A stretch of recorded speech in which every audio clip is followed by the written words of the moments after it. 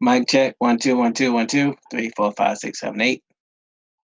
Mic check. 1 2 1 2 1 2 3 4 5 6 7 8.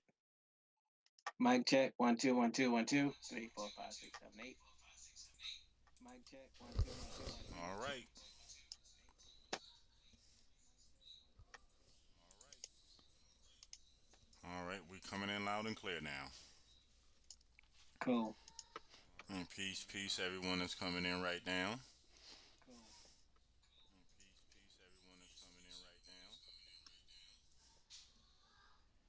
All right. Make sure I got all these volumes leveled across.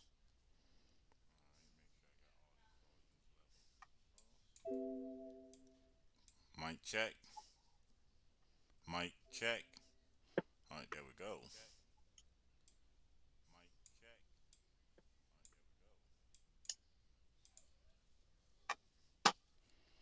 We're bringing you this presentation tonight because earlier in the Rising Show, we happened to come across one by the name of Joseph Bryant, whose story was very, very interesting.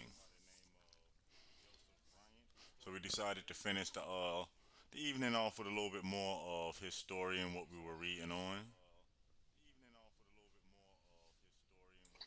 Yeah, and one of the things we wanted to bring to people's attention is that there was a movement prior to the Revolutionary War, which was called the Pan Indian. Indian movement, Mm-hmm. and it had everything to do with a certain Pontiac rebellion.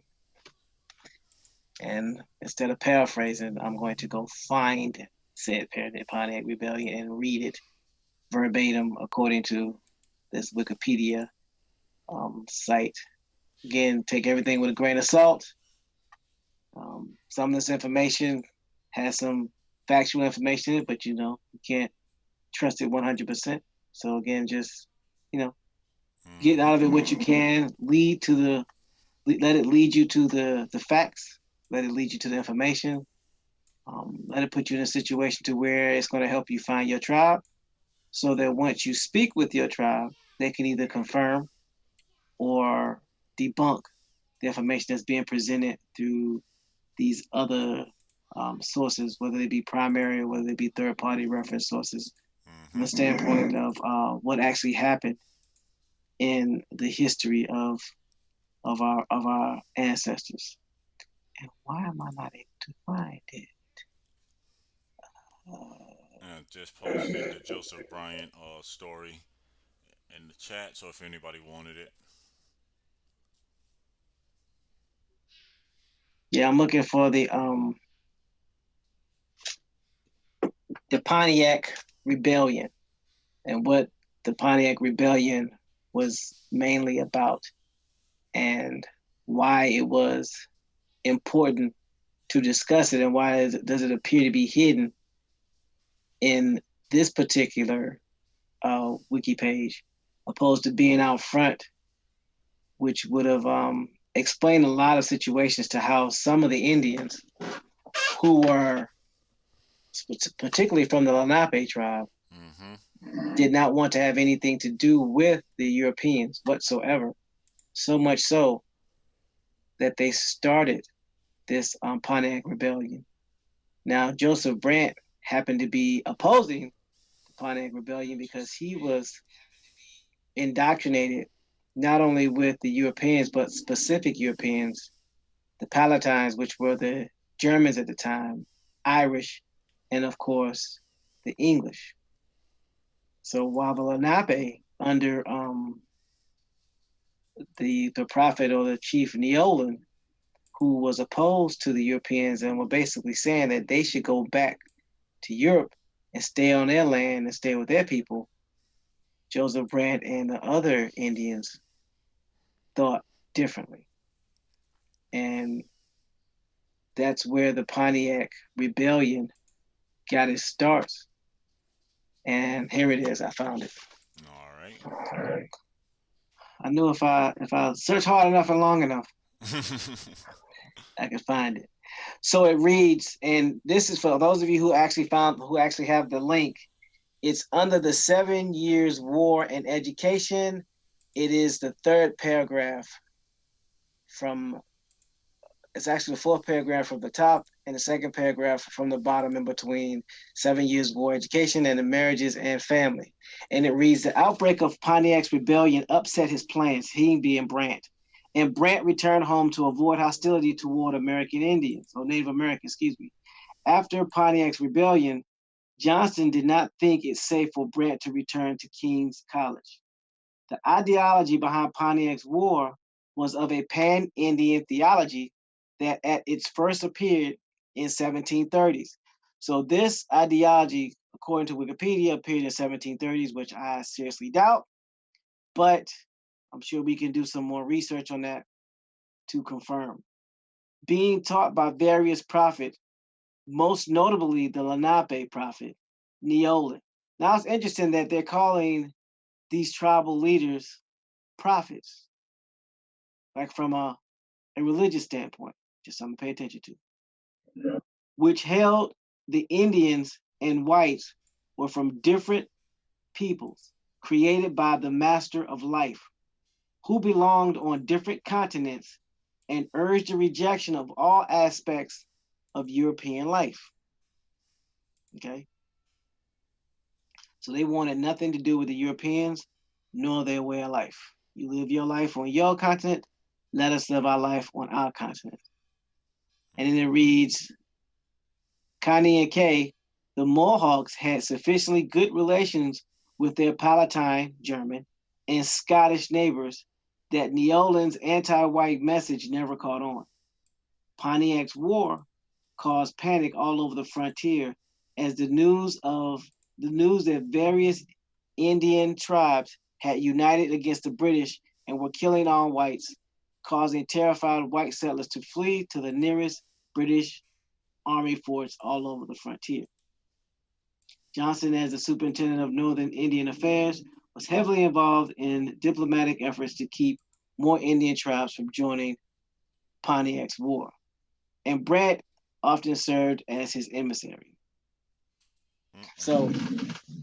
I wanted to read that part because that is crucial because we're talking about a pan-Indian movement in 17 from the 1730s where they're touting that the Indians should stay on code and not mix with the Europeans. That's basically the gist of it. So there was remnants of Indians who wanted no parts of any type of European involvement, whether it be the French, the Spanish, or the English, and even dealing with the Germans. Go ahead, Bones. Yeah, I was about to say, well, damn it, they ain't care. I was just about to say that they didn't care who you was. They just didn't want to deal with you. So that's interesting to keep track of. Again, please do your research. Do as much research as you can about um, Pontiac's rebellion and the Pan Indian theology. When we looked up Pan Indian about 2 days ago, we didn't come up with what was said here. It Mm-hmm. basically gave you a broad depiction of it being a continental unity between Indians. Yep. And I'm paraphrasing, so you get the gist of that. So please do your research on that. Dig up any information you can, because I'm quite sure the Lenape were not the only tribe that were for Indians staying on code and staying with their own and not mixing with the Europeans. So, Mm-hmm. anything you got want to add to that, Bone? No, not yet. Not at the moment. It's just like I said, very interesting story that digging for so long and is buried in the back. Okay. Um, want to make sure everybody can hear us. If you can hear us clearly, put some ones in the chat to make sure that we can hear everybody and everybody can everybody can hear us. Mm-hmm. Um, so while that's going on, I'm going to read from the career of Joseph Brant. Um, Again, we started reading this because it had a lot to do. It tied in with the Tuscarora, and we Mm-hmm. were trying to figure out what chiefs were part of the Tuscarora Indians and how everything took place. And we came across Joseph Brant, and there's a lot of information here. So we will go ahead and peace, Carpendio. We're going to go ahead and get into, I guess, for lack of a better term, you know, speaking on it. So, career, which is basically under marriages in a family chapter of the Wikipedia page of Joseph Brant. It said, with Johnson's encouragement, the Mohawk named Brant as a war chief and their primary spokesman. Brant lived in Oswego, working as a translator with his new wife, Negan, where she gave birth to a son whom was named Isaac after her father. At the end of the year, the Brants moved to back to his hometown of Canajohares to live with his mother. Brant owned about 80 acres of land in Canajohares, though it was not clear who worked it. Hmm. For the Mohawk, farming was women's work, and Brant would have been mocked by his fellow Mohawk men if he'd have farmed his own land.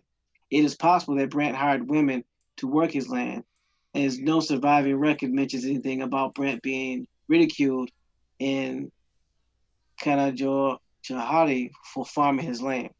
In 1769, Negan gave birth to Brant's second child, a daughter named Christina. In early 1771, Negan died of tuberculosis, leaving the widower Brant with two children to raise. Mm. In the spring of 1772, Brant moved to Fort Hunter to stay with the Reverend John Stewart. He became Stewart's interpreter and teacher of Mohawk, collaborating with him to translate the Anglican Catechism and the Gospel of Mark into Mohawk language. Wow. Hmm. It gets deeper. So he moved in with Reverend John Stewart and became Mm-hmm. the interpreter and teacher of Mohawk, Huh. collaborating with him to translate the Anglican Catechism and the Gospel of Mark into the Mohawk language. His interest in translating Christian texts had begun during his early education at Moore's Charity School for Indians. He did many translations. Brant became Anglican, a faith he held for the remainder of his life. Brant, who by all accounts was heartbroken by the death of his wife, found much spiritual comfort in the teachings of the Church of England. However, he was disappointed when the Reverend Stewart refused his request to marry him to Susanna, the sister of Negan. For the Howden Soani, it was the normal custom for a widower to marry his sister-in-law to replace his lost wife, and Brant's marriage to Susanna was considered to be quite acceptable to them. So as we can see, we're starting to see clashes in cultures. When Mm-hmm. one something is acceptable in the Indian tribe, is not accepted in England. Yep. Aside from being fluent in English, Brant spoke at least three and possibly all of the Six Nations Iroquois language. From 1766 on, he worked as an interpreter for the British Indian Department. During his time, Brant became involved in a land dispute with a Palatine fur trader, George Clark, who specialized in getting Mohawks drunk before having them sign over their land to him. Then we, Bam! then we talk about that earlier about using the Yep. alcohol to sit here and get you to make shaky judgments and decisions. It impairs what is alcohol known for? Impairing your Impairing your judgment. judgment. Wow. Here come them shaky contracts, slippery slope. We always said you couldn't write a script better than this. That's crazy. Mm-hmm.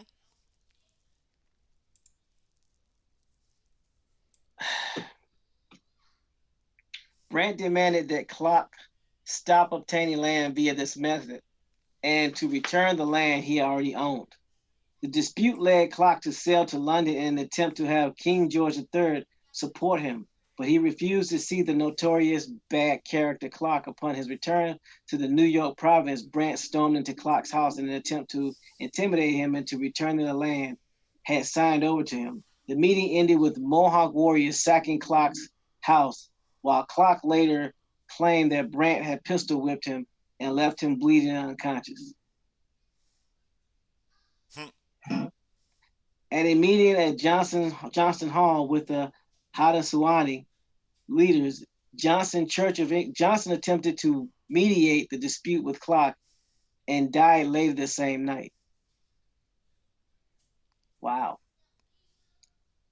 Though disappointed that Johnson was not more forced into supporting the Haudenosaunee against Clark, Brant attended the Church of England services for Johnson, and then, together with his sister Molly Brant, performed a traditional Iroquois condolences ritual for Johnson. Johnson Hall was inherited by his son, John Johnson, who evicted his stepmother, Molly Brant, who returned to Canajoharie with the 8 children she had born Sir William to live with her mother. Sir John Johnson wished only to attend to his estate and did not share his father's interest in the Mohawk. He sent them back. He sent them back to America. Peace, Golden Moon. What's going on, bro? Uh, Daniel Mm-mm. Klaus, the right hand man of Sir William, had gone to live in Montreal, and Guy Johnson, the kinsman of Sir William, lacked the charm and tact necessary to maintain social alliances. Johnson's death left a leadership vacuum in Tyrone County, which led to a group of colonists to form on August 27, 1774, a committee of public safety that was ostensibly concerned with enforcing the boycott of British goods ordered by the Continental Congress, but whose real purpose was to challenge the power of the Johnson family in Tyrone County. In the summer and fall of 1774, Brant's main concern was his ongoing dispute with Clark. But given his Mm-mm. family's close links with the Johnson family, he found himself opposing the Committee of Public Safety. Let's just stop right there. So now we're starting to see why this was not, for lack of a better term, front page news. Yeah. Because they're giving you an instance of how this could, and I'm using air quotes, potentially have gotten his land stolen. Because again, this is WikiLeaks, and this information, you know, is speculation at best. But if you find your tribes and you talk to your tribal leaders, I'm sure they can corroborate some of this, because if it was going on with the Tuscarora, I promise you it was going on with some of the other Indians. Because you have the British who had molasses where they made the rum, and you had the Germans who had the beer. And if you paid attention to the show this morning, one of the concerns from the elder Tuscaroran was that the young Tuscaroran teenagers were too fond of the German or Palatine beer. So they were basically turning these individuals into alcoholics. And if you get them drunk and now you start talking to them and they start signing over land, that could become problematic. And even though Brant was a staunch supporter of Europe and what they were trying to do with the land, he was not a supporter of them getting his land that way. So that may be another way for us to determine how some of this land got taken. Alcohol. So, so let's talk a little bit about the American Revolution and his part in it, shall we? Being that that's what this, how all this got started. In 1775, he, being Brant, was appointed departmental secretary with the rank of captain for the new British superintendent's Mohawk warriors from Canajoharie. So he was appointed captain of the new British superintendent Mohawk warriors. So these Mohawks were a division of the British Army. I mean of the army. Yeah. The American Revolution began with fighting breaking out in Massachusetts, and in May 1775, Brant traveled to a meeting at German Flats to discuss the crisis. While traveling to German Flats, Brant felt firsthand the fear and hostility held by the whites of Tyrone County, who hated him both for his tactics against Clark Hmm. and as a friend of the powerful Johnson family. Now think about this. They knew what Clark was doing, but they hated his tactics. Go figure. Ain't that something? Yeah. Guy Johnson suggested that Brant go with him to Canada, saying that both their lives were in danger. When loyalists were threatened after the war broke out in 18, excuse me, in April 1775, Brant moved to the province of Quebec, arriving in Montreal on July 17th. The governor of Quebec, General Guy Carleton, personally disliked Johnson, felt his plans for employing the Iroquois against the rebels to be inhumane, and treated Brant with barely veiled contempt. Brant's wife, Susanna, and children went to Ononkaga in south central New York, a Tuscaroran Iroquois village along the Susquehanna River, the site of present day Windsor. Right now, he's not finding himself in friendly company. No, sir. On November 11, 1775, Guy Johnson took Brant with him to London to solicit more support with the government. They hoped to persuade the Crown to address past Mohawk land grievances in exchange for their participation as allies in the impending war. Brant met George III during his trip to London, but his most important talks were with the colonial secretary, George Germain.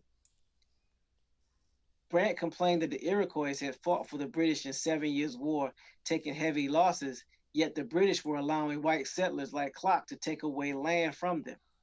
The British government promised the Iroquois people land in Quebec if the Iroquois nation would fight on the British side in what was shaping up as open rebellion by American colonists. London Brant was treated as a celebrity and was interviewed for publication by James Boswell. He was received by King George III at St. James Palace while in public. He dressed in traditional Mohawk attire.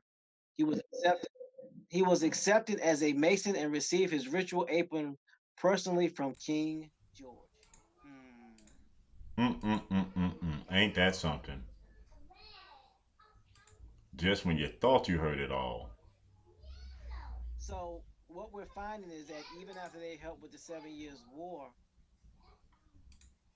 Britain was still giving their land away. Yep. And they made a promise. Well, if you help us with this war, we will give you some more land. So that Mm-hmm. sounds like what the promises were. We'll give you land if you help us, and then once you help us, we'll let the European settlers come take your land. But if you help us fight this other war, we'll give you more land. Sound about right. Brent returned to Staten Island, New York in July 1776.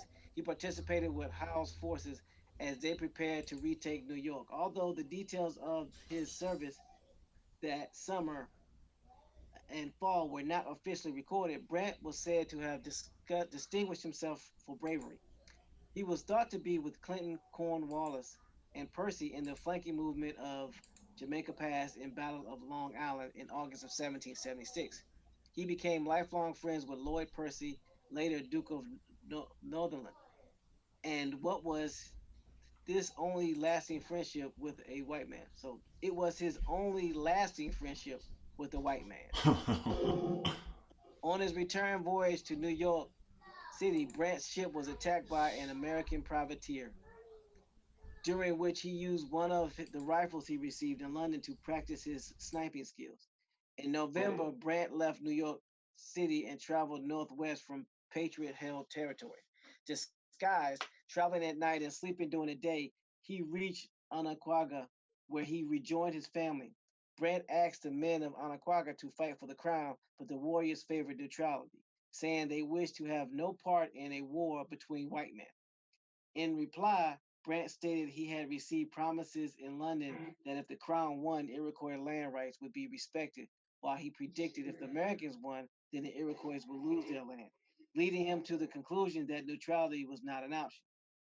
Brant noted that George Washington had been prominent investor in the Ohio Company, whose efforts to bring white settlement to Ohio River Valley had been the cause of such trouble to the Indians there, which he used to argue did not argue well if the Americans should win. More importantly, one of the impressive acts of Parliament that had so incensed the Americans was the Royal Proclamation of 1763, forbidding white settlement beyond the Appalachians, which did not bode well for Indian land rights should the Americans be victorious. So Brant is trying to get the Aconcagua, the Anakwa, the Anak, the Anakwaga. the Unquaga, thank you, the Unquaga, Mm. to fight. And they was like, we don't want no haps. We want to be neutral. But you can't be neutral in war when you're dealing with two fighting forces. Facts. Um, it goes on to read that Brandt's own relationship with British were strained. John Butler, who was running the Indian Department in the absence of Guy Johnson, had difficult relations with Brandt. Brandt found Butler patronizing, while Brandt's friend Daniel Klaus assured him that Brandt's behavior was driven by jealousy and envy at the charismatic Brandt. At the end of December, Brant was at Fort Niagara. He traveled from village to village in the Confederacy throughout the winter, urging the Iroquois to enter the war as British allies. Many Iroquois balked at Brant's plans, in particular the Oneida and the Tuscarora gave Brant an unfriendly welcome. Joseph Louis Coke, a Mohawk leader who supported the rebel American colonists, became a lifelong enemy of Brant's. And there you have it. A full council of the Six Nations had previously decided on the policy of neutrality in Albany in 1775. They considered Brant a minor war chief and the Mohawk a relatively weak people. Whoa. Mm. Frustrated, Brant returned to Anangwaka in the spring to recruit independent warriors. Few Anangwaka villages joined him, but in May he was successful in recruiting loyalists who wished to retaliate against the rebels. This group became known as Brant's Volunteers. Brant's Volunteers consisted of a few Mohawk and Tuscarora warriors and 80 white loyalists. Paxton commended it was a mark of Brant's charisma and a renown that white loyalists preferred to fight under the command of a Mohawk chief who was able to pay or arm them, while at the same time that only a few Iroquois joined him reflected that generally neutralistic leanings of most of the Six Nations. Neutralistic leaning, excuse me. The majority of the men in Brant's volunteers were white. In June, he led them to Unadilla to obtain supplies. There he was confronted by 380 men of the Tryon County militia by Nicholas Hermiker. The talks with Hermiker, a Palatine, aka German, who had once been Brant's neighbor and friend, were initially friendly. However, Herkimer's chief of staff was Colonel Ebenezer Cox, the son-in-law of Brant's archenemy Clark, and he continually made racist remarks to Brant, which at one point caused Brant's Mohawk warriors to reach for their weapons.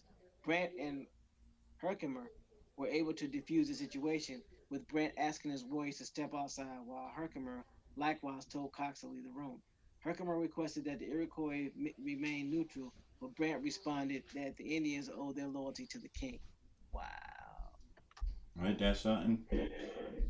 Yeah, it is. Mm. Peace, Copper Indio. This is crazy, man. So now we have Brant politicking to get some warriors to help the British because they basically getting their butts whipped, Mm-hmm. and he's losing friends fast because the sixth band or the Six Nations band of Iroquois want to remain neutral. So he, as a Mohawk, is leading a bunch of militia volunteers who are mostly considered white. Peace, peace to you, mate. Peace. Phone. Peace, peace. Y'all mind terribly if I add a little bit to the conversation? Oh, you more than Please welcome. do, please do. What you got? What you got? Look, matter of fact, I'm gonna go on mute. You go ahead. All right. My focus is the Tuscarora. That's the area that my mother's people uh come from, and Mm-hmm. That's right. I, So, I right. so Uh, go ahead, bless us, bro. Go ahead, bless us. I'm muted.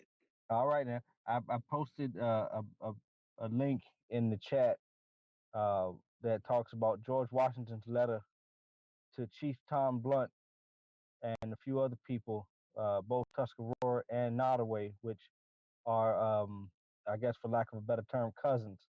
The Nottoway in Virginia and the Tuscarora in North Carolina, um, recruiting them for their fight in the French and Indian War. Now that ties into what what you just explained, because you're dealing with the aftermath of that between the French and Indian War and what later becomes the Revolutionary War.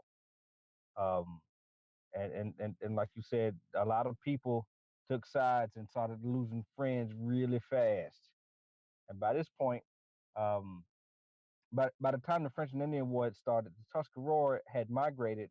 For the most part, there was some that stayed in North Carolina, but but many of the folks that were involved in the Tuscarora War of 1711 ended up migrating through the Allegheny Forest in Pennsylvania up to what's now New York and part of Ontario. Now, this is where they became the Six Nation of the Iroquois Confederacy. Now, that town that you were talking about, Windsor, there's if you look on a map in Bertie County in North Carolina, there's also a Windsor, and there's also a Lewiston, both in North Carolina and in New York, because that's where the reservation was. That was the northern fringe of the reservation that Chief Blunt was given after the war. So they picked up, moved to New York, and pretty much settled in this area and rebuilt everything that was in that area, names and all.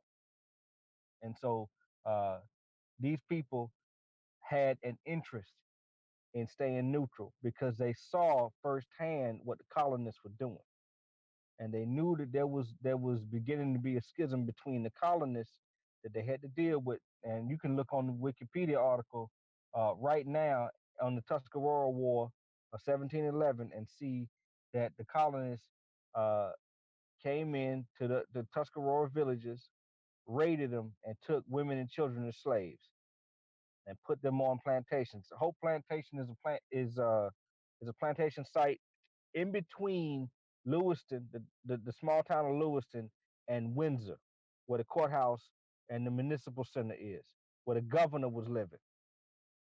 Okay, so they the Tuscarora War never gets talked about because that's one of the few places where you got a smoking gun where they tell you what they did with these so-called Indian captives.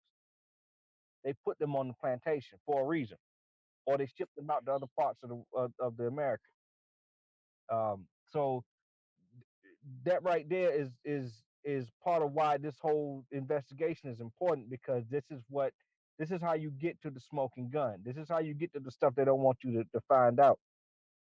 So these people had a vested interest in not taking sides because they had no interest in fighting alongside with the colonists, because they knew what the colonists were aiming to do. They knew they were going to give them war unending, so they would lose. They would lose either by guile, like TMH mentioned, through drink and through guile, or through war and slavery, so to speak. They would lose their land one way or the other. Their people would be separated and displaced, and they were tired of it. They were weary of it. That's the whole reason they picked up and went to New York to begin Mm-hmm. with, because those people made their land down there south of the Nottaways in North Carolina. So, uh, so to give you some context as to why these people chose sides in this war, you got to look at the wars that the colonists were fighting against these people, and at the same time, also like TMH mentioned, certain people are getting picked to go to the United Kingdom, okay, so that the British can get them on their side. Everybody's trying to recruit the indigenous people because he who has allies that are indigenous and know the land has the upper hand in any war fought in the Americas, Facts. and that includes the colonies. So with that, I'll yield the mic. Quick question, because here on the Tantalus Assembly, we're always promoting doing your research and finding your tribe. And this particular story hits home to you because you are Tuscaroran. So, with what you're seeing in Wikipedia with these links, because we always tell people, one, don't take our word for it. Two, do your own research. And three, if you find your tribe and do your genealogy, you'll see that some of the stuff that's being spoken about has some merit and has some facts to it. So you'll be able to put the pieces together. So with that said, and with the research that you've done with doing your genealogy and then knowing that you have a Tuscaroran line or two, explain to us how seeing this stuff in Wikipedia affects you and how much of it have you discovered is true. Well, I appreciate that. I when I started my genealogy, my I had a little bit of an advantage because I talked to my great grandmother some years ago back in the '90s, and she told me about her, told me where she was born and where her line all the way back to her great grandmother. So that would be my fourth great grandmother was born. So I had an idea of what these people were, and as I started putting the pieces together in my family tree, I started looking at some old maps, and I printed out a couple copies of some of these old maps from the 16 and 1700s, and I saw this big triangle around the town, which is Lewiston, where these people were from, and that triangle area there along the Roanoke River was blocked out as the Tuscarora Indian Woods. So this is my first real um, exposure to these people that were called the Tuscarora, uh, and the these people were put in that section because these people were all over North Carolina. I mean, these people went from close to from the rivers that came in that connected to the coastline of North Carolina, all the way out to the Piedmont area where you in the foothills of where you see the so-called Cherokee people. These people were all over the place, but they got herded into these small reservations because as they took prisoners, they rounded prisoners up, the ones that were live, and put them on plantation or sent them or shipped them to other areas to work. Sometimes in the island, sometimes up north to New England. And so this is where you start seeing some of these people getting connected with some of these other tribes. And also, they're one of the few Iroquois speaking tribes that are in that part of the East Coast. So the majority of the Iroquois speakers were the people in Ontario, like you guys mentioned a little earlier. So there was a connection there, and all of this started to come together. I mean, really, like all at the same time. So I was looking up where I could, looking up to see what basic information on the internet I could find, and that was where I saw the Wikipedia article on the Tuscarora War. And so I was like, wait a minute. So these people were on a reservation, and they were put there on a reservation because of this war. I knew nothing about this war, and they said the lead up to this war that broke out in 1711 was in the late 1600s. These From that point on to the war started, these people in a little bit further south in North Carolina in Pamlico, so you're talking like parts of Berkeley County that got broken up, turned into Halifax County. There's a few counties in that area, Northampton. All these counties were all Berkeley County originally, and as these people stole bits and pieces of land, they started encroaching on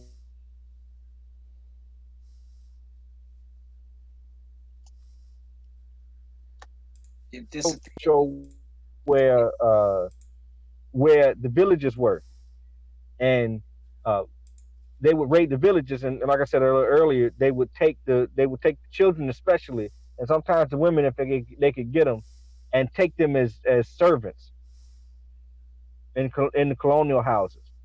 This is before the war broke. That was the thing that several articles I was able to find in different places cited as the reason that the war broke out to begin with, because in the writings about the Tuscarora, um, like what is it? I think William Byrd the second. He has a diary on the Tuscarora and the Nottoway Indians. He talks about these people, about how kind they are, but when provoked, they became fierce warriors. And those people went through a couple of those colonial towns and slaughtered over 100 people. That's what kicked the war off, and that's what started the Tuscarora as a tribe being wary about connections with the colonists. I hope that answers the question. I'm sorry, that was a little long winded. No, it was very informative and very appreciated because at the end of the day, you're basically doing what we were talking about.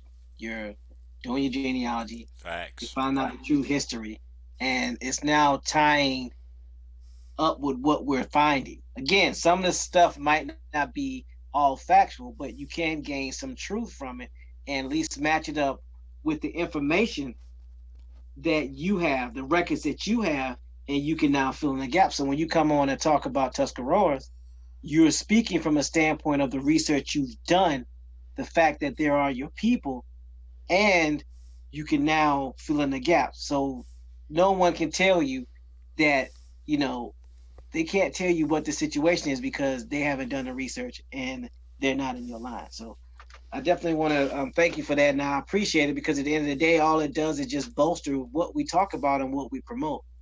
So copying you, I definitely appreciate you for that, bro. We definitely like we want to do for Mark Walter. We definitely need to do a community spotlight on you in your journey. So Yeah, with that, I relinquish the mic. yeah. I got his email locked Well, in, so we'll be reaching out to him. all right. Well, I greatly appreciate that and from you both. And I also wanted to say just real quick, um, you know, when I come on here and I talk about about this history of this tribe, this is from again this is from a personal standpoint. This is part of how I've been trying to piece together my identity and my family's identity, and this is also the culmination of a lot of research, hours and hours of research, going to like actually going down to North Carolina to some of these areas, talking to people, going to the libraries, going to the courthouse, pulling documents, getting photocopies. There's work that goes into this. This isn't just me reading a book and parroting something I'm seeing in a book. This is far beyond that. This is part of what's becoming my life's work. This is part of what we're all doing in our own way to put piece this story together, like you said, to understand how we got to this place. Now I'll relinquish the mic with that. Couldn't have said it no better myself. Well, there you have it. Proof positive. It's not about just talking, it's about the work. You could have Mm-hmm. just easily went and done what we did some Wikipedia stuff, and then went from there. No, he found out that his tribe, Tuscarora, based off of what his great grandma told him, the research that he did, went and pulled the records, went to the place, found records, found supporting evidence, and found supporting statements and documents, and basically ties into some of the things that's being talked about in Wikipedia. So because of the work that Copper Indio has done, we now have some factual information and we can deduce and come to some proper conclusions to where before we couldn't. So this is Mm-hmm. another reason why doing your genealogy is so important, because without it, it's very difficult for us to fill in the gaps without somebody who has ancestors in that tribe. So hopefully this brings some clarity for you, and it helps you understand why we do what we do. At the end of the day, genealogy is the most important thing. Yes, sir. 2020 census is coming up. We got less than 9 months to get ready for it. And if you're not doing your genealogy, you're not helping people do your genealogy, but you claim to be an Indian, what are you doing? But with that, we're gonna get back to some more reading unless you got something that you want to add, Bones. Not to my knowledge. Y'all done said it perfect. So again, Copper India, thank you. And anytime that we're speaking on this and you got something to say, please interject and don't hesitate because this your area of expertise. I know the Catawba, so so right now we're going to talk about the Northern Campaign. Service as war leader. So he was service as war leader in Northern Campaign from 1777 to 1778, and he was known as Monster Brant. Okay. So it goes on to read, in July 1777, the Six Nations Council decided to abandon neutrality and enter the war on the British side. This is key. Dun dun Four, dun. I know, right? Four of the six nations chose this route, and some members of the Oneida and Tuscarora who otherwise allied with the rebels. Brant was not present, but was deeply saddened when he learned that six nations had broken into two, with the Oneida and Tuscarora supporting Americans while the Mohawk allied with the rebels. No, while the Mohawk on Onondaga, Cayuga, and Seneca chose the British. Sayake Rukta and Cornplanter were named as the war chiefs of the Confederacy. The Mohawk had earlier made Brant one of their war chiefs. They also selected John DiSeranto. In July, Brant led his volunteers north to link up with Barry S. Ledger at Fort Oswego. St. Ledger's plan was to travel downriver east in the Mohawk Valley, River Valley, to Albany, where he would meet the army of John Burg- Burgundy, who was coming from Lake Champlain and the Upper Hudson River. St. Expedition ground to a halt with the siege of Fort Stanwix. General Herkimer raised the Tryon County militia, which consisted mostly of Palatines, which were Germans, remember that, to march for the relief of Fort Stanwix, while Molly Brant passed along a message to her brother that Herkimer was coming. Brant played a major role in the Battle of Oriskany, where an American relief expedition was stopped on the 6th of August. As Herkimer marched through the forest at the hand of a force of 800, they were ambushed by the Loyalists, who brought down heavy fire from their positions in the forest. The Americans stood their ground, and after 6 hours of fighting, the battle ended inconclusively, though the Americans' losses at about 250 dead were much greater than the Loyalist losses. Well, that's because they got ambushed. So they got caught by surprise. That's what an ambush is, meaning they know you was coming. They was lying in wait. So by the time you're able to draw your pistol, you've already lost a good 10 to 15% of your men. If anybody's ever been in the military, you know that's true. The Canadian historian Desmond Morton described Brant's Iroquois warriors as having annihilated a small American army. Though Brant stopped Herkimer, the heavy losses taken by the Loyalist Iroquois at Oriskany led the battle to be considered a disaster by the Six Nations, for whom the losses of any life was unacceptable, making the 60 Iroquois dead at Oriskany catastrophe by Iroquois standards. St. Leger was eventually forced to lift the siege when another American force approached, and Brant traveled to Burgundy's main army participation by hold on Burgundy's main army to inform him. The Oneida, who had sided with the Americans together with Tyrone County militia, sacked Canajoharie, taking particular care to destroy Molly Brant's house. Burgundy restricted participation by native warriors. So Brant departed for Fort Niagara, where his family joined him, and he spent the winter planning the next year's campaign. His wife, Susanna, likely died at Fort Niagara that winter. Okay, side note, everybody that he marries ends up dying. Just saying. Exactly. Bergenier's campaign ended with his surrender to the Patriots after the Battle of Saratoga. Helping Brant's career was the influences of his sister Molly, whom Daniel Klaus has stated. One word from her, Molly Brant is more taken notice of by the Five Nations than 1,000 from a white man without exception. Wow. Did y'all hear that? Molly Brant had a significant influence of the Five Nations. So anything that she would say, they would take heed. Hmm. The British Army officers found Molly Brant to be bad tempered and demanding. as she expected to be well rewarded for her loyalty to the crown, but as she possessed much influence, it was felt to be worth keeping her happy. So let's say they said Molly Brant to be bad tempered and demanding.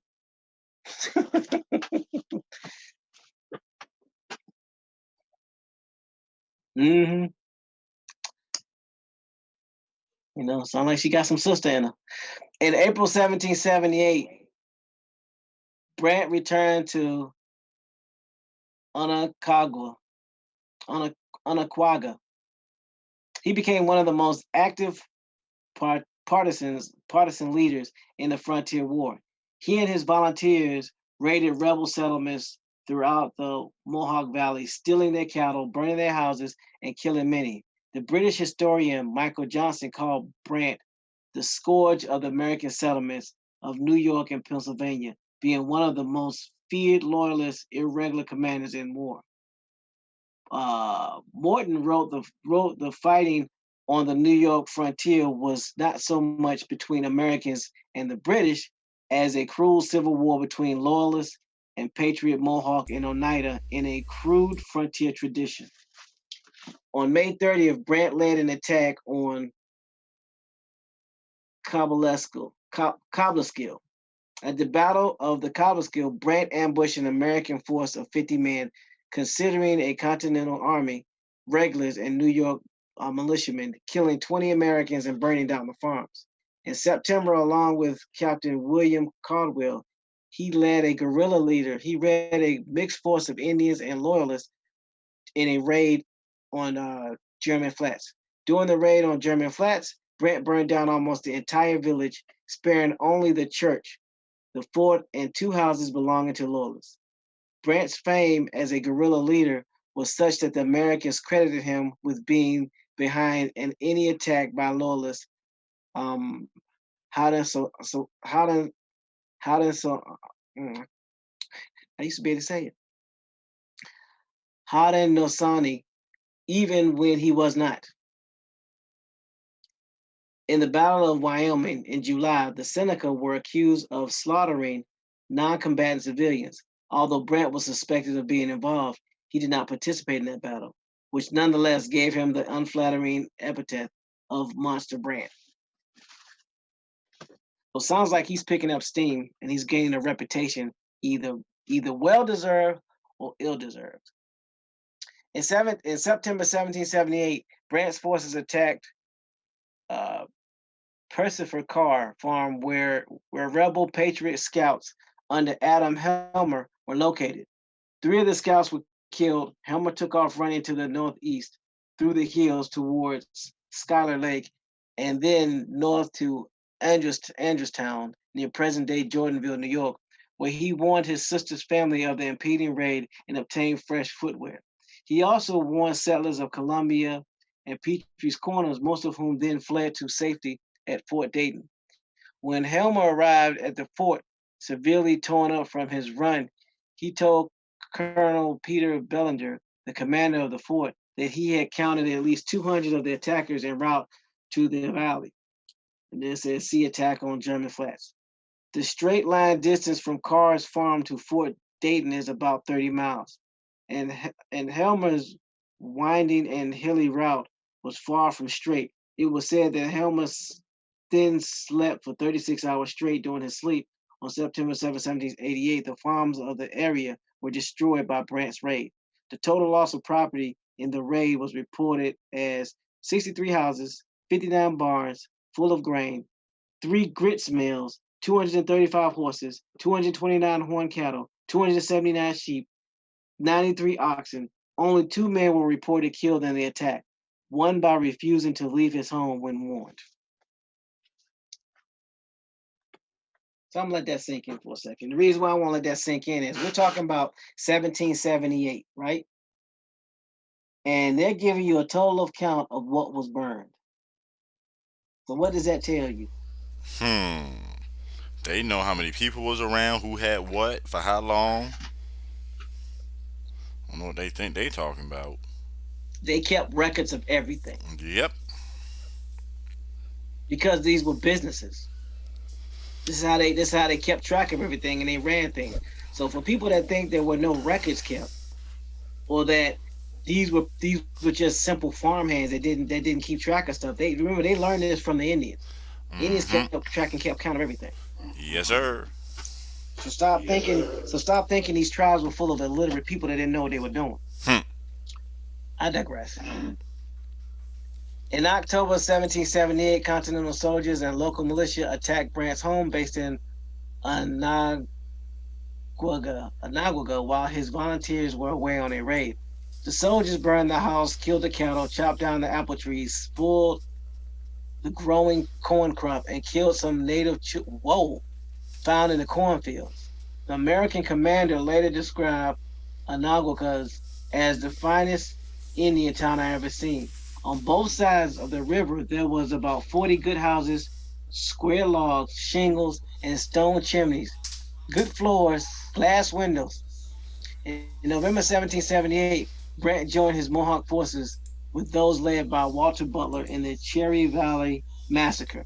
Brant disliked Butler, who he found to be arrogant and patronizing, and several times threatened to quit the expedition rather than work with Butler. As Brant's forces were mostly Seneca and he was Mohawk, his own relations with the men under the command were difficult. Wow. Butler's forces were composed primarily of Seneca angered by the rebel raids of Anagwaga, Udilla, and Tioga, and by accusations of atrocities during the Battle of Wyoming.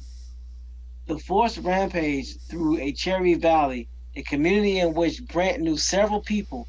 He tried to restrain the attack, but more than 30 non-combatants were reported slain in the attack. Several of the dead at Cherry Valley were loyalists, like Robert Wells, who was butchered in his house with his entire family. Paxton argued that this is very unlikely that Brant would have ordered Wells killed, who was a long-standing friend of his. It should be noted that diaries belonging to British soldiers at the time explicitly refer to the regiment as calling him the Monster Brant, and stories of his massacre and atrocities were widely propagated. The violence of the frontier warrior added to the rebel Americans' hatred of the Iroquois and soured relations for 50 years.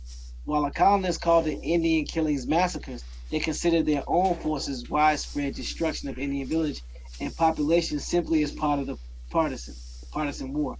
But the Iroquois equally grieved for their losses. Long after the war, hostility to Brant remained high in the Mohawk Valley. In 1797, the governor of New York provided an armed bodyguard for Brant's travels through the state because of threats against him. Wow. Anything anybody want to comment on what was just read? I mean, I'm just still shaking my head like, wow, wow.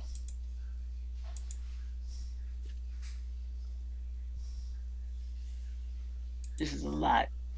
This dude was doing a lot of side deals. Yeah, yeah.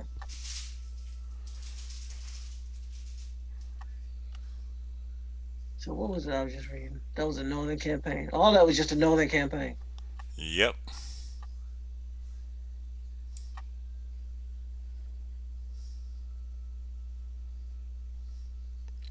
And we still not at the And halfway I ain't mark even on his. finished. Yeah, we not on the halfway.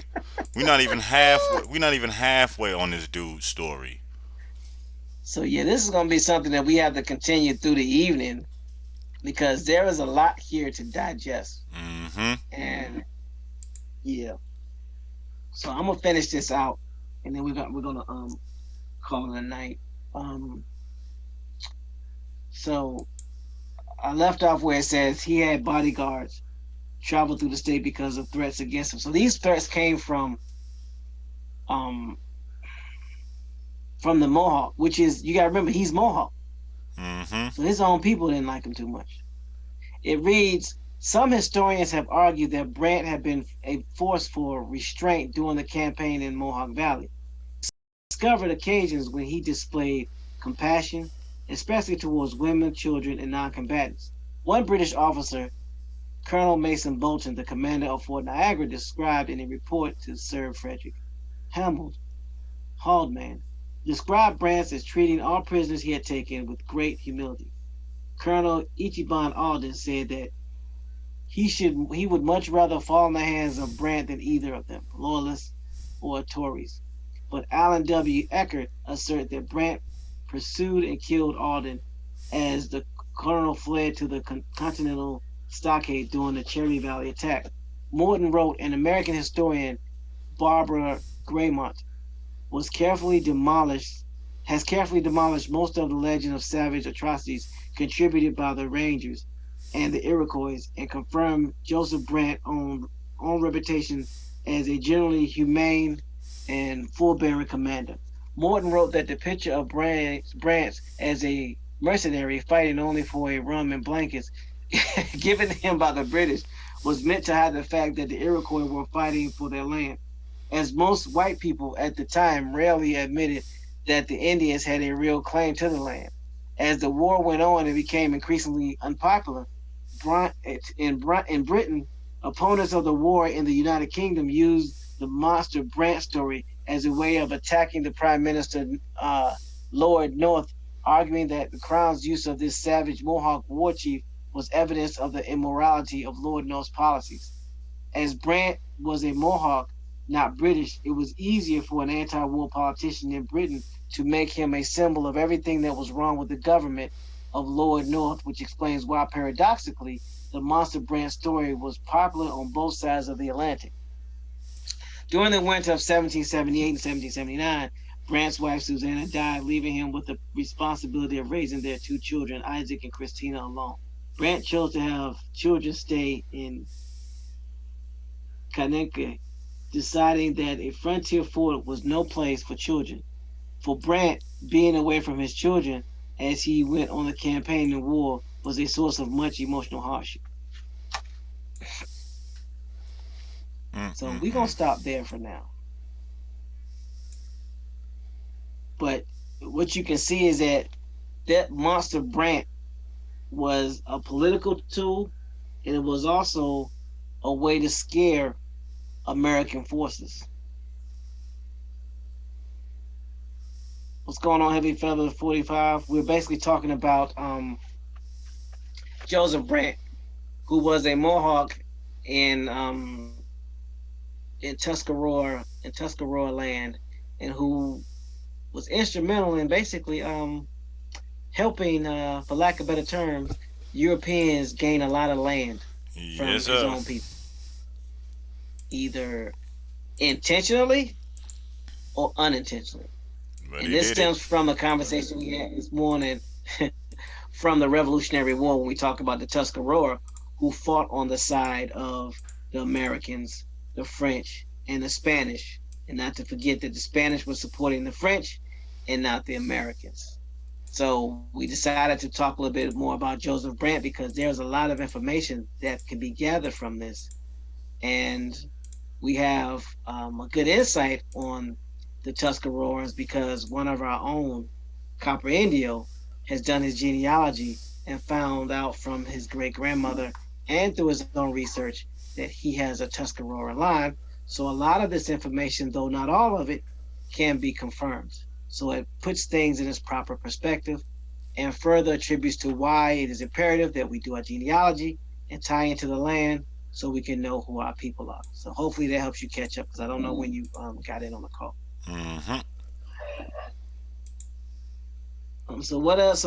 I mean, so what do y'all think out there? What's going through your mind? Because I know your mind is racing. Bones. Me, I'm looking at it like, is this the act that set the precedence to how Indians would be treated and how they would do deals from this point forward?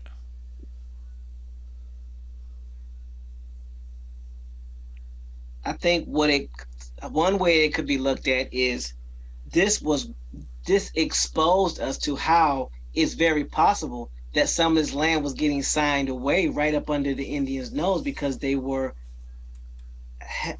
very enamored of this alcohol.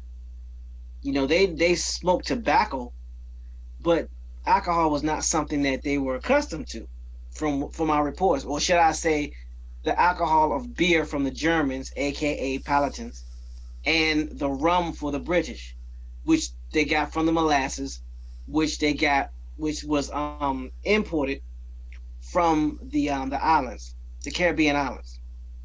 If you want to find out more about that, go do some research on the molasses tax of Great Britain. So many of us have family members who have been alcoholics, and we know how it could basically take over your life. So, can you imagine individuals who this is their first introduction to this drink, and how easily they could have become addicted to it, and how it was used as a mechanism to barter and get things done, and also once they are intoxicated, get them to sign away their land, which is what one Palatine, aka German, by the name of Clock did. Which is funny because you think of the name Clock, you think of what? Time. So he knew what time it was, and he knew how to get the land from up under people. But that's neither here Mm-hmm. nor there. So, and also too, we must keep in mind this is where we discovered the Pan Indian Yes, sir. and Pontiac's rebellion, which meant that you had a tribe of Indians, The Lenape. which are to Lenape. Their, what do they call them? Their prophets. Yeah, they One by the prophets. name of Neol. Yep. Neolin was of the philosophy that the Europeans and the Indians were different people under the same creator who should live separately on separate continents. Separate but And that equal. was something that, right, that was something that they were trying to get other Indian tribes to acknowledge. Now, this was reportedly happened in 1730. Hmm. Who tried to So if send you who where take that first? into if you take that into account, then you have to pay attention to, although the time reference might not be accurate, we could definitely see how there were Indians that wanted to be on code. Stay with your own, keep with your own family. Y'all stay over there, we stay over here, and everything is fine. So they went on a rampage and they started killing Europeans because they did not belong here on the land. So not every Indian and not every tribe took a side, nor were they neutral. Mm-hmm. That needs to be pointed out. Cause if you, So they will be considered remnants. yep. And I dare say that's the reason why many of us are here today, because we're not feeling this situation that we find ourselves in as a people, just accepting any title that someone wants to throw on us or throw at us or insinuate. What say you, Bones?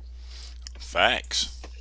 I mean, that's what it boils down to. That a lot of us, it's innocent. We know there's something wrong, and it leads us to this point to where we all meet up to keep fighting and fighting and fighting to get to the bottom of this. And not only just to get to the bottom of it, to find out what parts we played in it to fix it. Because make no mistake about it, we are not innocent from a long shot. And I'm not saying that that takes any responsibility off of anybody else that had their hands in this. But we have to take responsibility for our own actions. How many more stories are we going to read about Indians signing deals to remove a massacre of the Indians because they wanted to have better position with the British or French or Spanish? I mean, ugh. And if you look at the numbers, the Indians outnumbered both sides. So it's not like they couldn't have just said, "Hey, you know what? How about we team up? We'll settle our beefs later, but we got to get these people off our land." They could have done that. Because if you pay attention to what's being told and how history um, dictates it, the French, the Spanish, and English very rarely sent reinforcements to the mainland or to the Americas. Yep. It was very rare that they sent reinforcements. Why? They didn't need to. They had us. So if we were the fighting force and the muscle, that means we outnumbered them. So if we outnumbered them, all we had to do was come together and kick them off the property. But we chose not to. Give them something to think about. Now, Ain't right? Iroquois? Ain't the name Iroquois a French name? Isn't that French? Yeah, Wouldn't that be the name that they got from the French because they was dealing with the French 100 years prior to they even seen the British? yeah, Yeah, because a French way of creating a sound that they approximated to what those people were called. I mean, those people called themselves the Haudenosaunee, Mm-hmm. the people of the Longhouse. And we got to And remember, Iroquois is a mixture of multiple tribes. right, That before they because before. anybody that spoke, Mm-hmm. Go ahead. hmm but but I was just gonna say that they grouped a lot of these people by the language they spoke. So they spoke a dialect that was similar enough where they could understand each other. The people the colonists, whether they were British, whether they were French, whatever have you, they grouped them into those categories. Yeah, and you can. So Iroquois mm, became a group of people that spoke similar languages or languages that they could understand.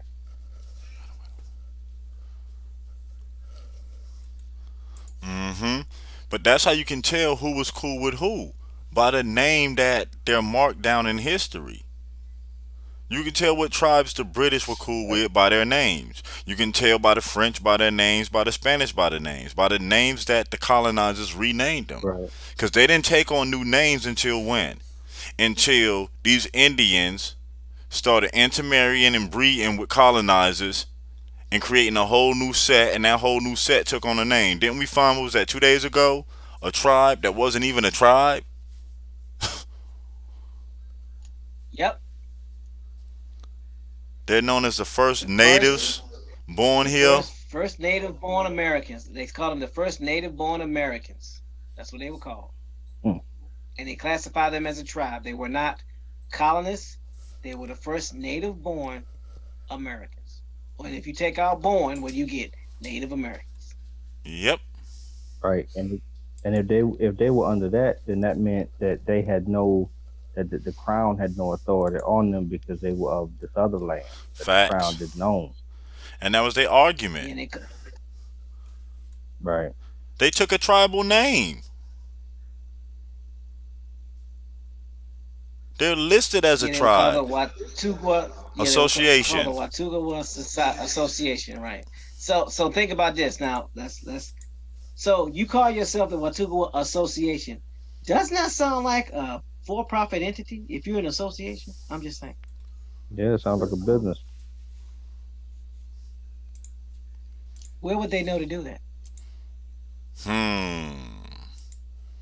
From the people that you came and watched for 200 years? Right. Bingo. Still using our stuff to this day. Because the CEO of any corporation is a chief executive officer. I Yep. relinquish the mic. Hmm. But hold up, we can go a little bit deeper. Ain't this chief voted in by the board of directors? AKA the council. That's true. Yep. And ain't this council put together by the members, which be the community that voted them in to vote the leader in? Yeah, Well, I won't say leader, spokesman. basically. Just a checking, scribbling some notes. And Mark Walton says, "Don't we all know that? Don't we all know by now that we are the descendants of Jacob?" People hate to talk about the scriptures, but and Mark, that is a very valid point. And I think the reason why people hate to talk about the scriptures because people will attest that to religion. When if you look at these books as battle plans and you look at them as historical or historic documents, like everything else, there's a bit of truth in everything that's written, which is the reason why I am so glad that Carpendio is here Mm-hmm. because he brings a side that we would not have had he not done his genealogy. We cannot stress this enough. And the reason why we're stressing this is because at the end of the day, with all our differences and all our points of views, whether we consider ourselves American Indians, Native Americans, Autochthonous, Aboriginal. indigenous, or what have you.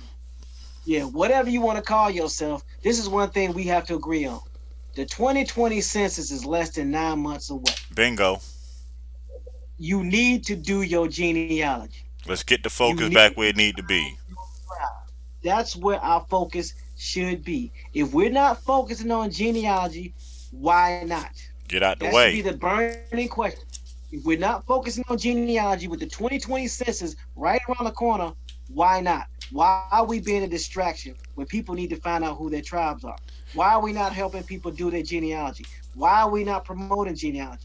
What's the reason? Especially if you're already a part of a tribe. You already know who you are, so you straight. So you should be helping There's somebody many else find out others. who their tribe are.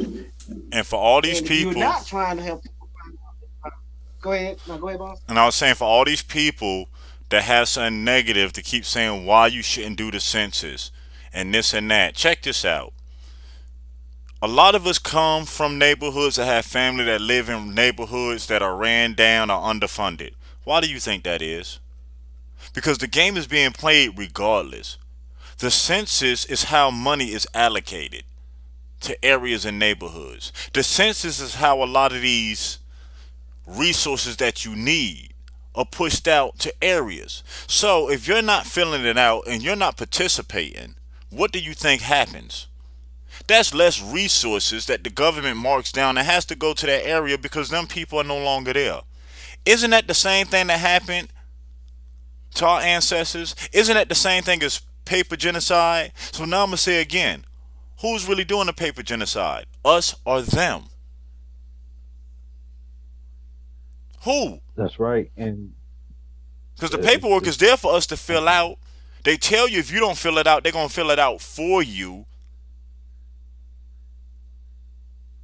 So wouldn't it make And if you right. sense? don't trust, quick questions, quick statement. If you don't trust the census, get the paperwork, fill it in, sign it, get it notarized. Keep a copy for yourself and send a notarized copy in to them. Keep Mm-hmm. your notarized copy in your files so then you can then transfer it to your family. That's if you don't trust it. I'm not saying you gotta trust it, but if nothing else, your family will at least be able to have a notarized copy of your census. Because if not, they gotta wait 70 years from the 2020 census to find out what you put. So if Mm-hmm. nothing else, do the paperwork, sign it, get it notarized, and send a copy to the Census Bureau and keep a copy for your family. Because there is no reason on this earth why we should not have our documents in order. You ain't Facts. got you don't have to believe in the game. But one thing is if you don't have proof, then you're basically putting it on your family and you're tying their hands for 70 years to go get the proof. And if that's the case, the question I gotta ask to you is why? Bingo. How did we find out? The majority of us here now who know who we are, how did we find it? The census. Help us locate relatives. Some of us tied directly into tribes off of the census. Some of us found family members directly in reservations off the census. I have no idea. So now what if them ancestors took on now I'm not gonna participate, the hell with that. Most of us will still be lost. Yep. Mark asked a great question. He says, is there a list of people somewhere that we can pull up to call and speak to one on one that'll tie us into a tribe once we find where our ancestors were living? It just seems like a vague process. Well, it's vague on purpose, Mark, and the reason why it is vague is because we have, and I'm just gonna keep it real, keep it 100, 100. bro. Mm-hmm. We have a bunch of, excuse my language, we have a bunch of fake ass YouTube Indians saying a bunch of things about certain tribes, spreading false information, like claiming that all the Cherokee are white. Mm-hmm. So when we do our due diligence to try to tie into these people, they like, oh, I ain't messing with you. I'm not giving you anything Mm-hmm. because you affiliated with these people that are spewing this negative information. See, the problem comes in when we start doing all this finger pointing about other tribes. When we start doing finger pointing about the Moors who are actually Catawba, Isa, look it up. Do your research. And when you start saying things about certain tribes because you have done some research, not all, and you make accusations because they're not your tribe and because you have a hatred for these tribes, then you start spreading misinformation or false information without any facts, and then not realizing that this information or this YouTube site is public. And just because you don't see nobody type anything, don't mean they're not watching. So Bingo. they have no best interest in helping anybody. And this is one thing I know for a fact. Out of all those 500 tribes, I dare say 90% of them have a list, a master list of surnames. Yep. Now, if I'm listening to all these fake ass YouTube Indians bash my tribe and bash my people, why on God's green earth will Would I I help help them? you? Why? Why would I allow you to come bring the foolishness in? Why? You talking about getting a land trust and potentially taking my land from my people. Why would I help you? You come in and you all you doing is taking, but you're not offering anything. Why would I help you? It's bad enough that these people have tried to fight. Our people have been fighting to keep the land that they got when all their tribal mates have been doing is helping take the land from them. Now we got fake ass YouTube Indians doing the same thing by running smear campaigns with no damn proof. And look at it And they're this not way. even supporting their own community. I'm sorry, go ahead. Look at it this way. A lot of people do American Indian history, and there's nothing wrong with that whatsoever. But if there's American Indians that's living in tribes here, why are we dealing with books instead of taking the time out to go talk to them? Have we got that cowardly that we hide behind a keyboard and just don't go talk? What's so hard about communication? Have we lost the ability to communicate with each other? I'm gonna call it like it is. Anybody can talk bad in they state where they live at, where they know they laws.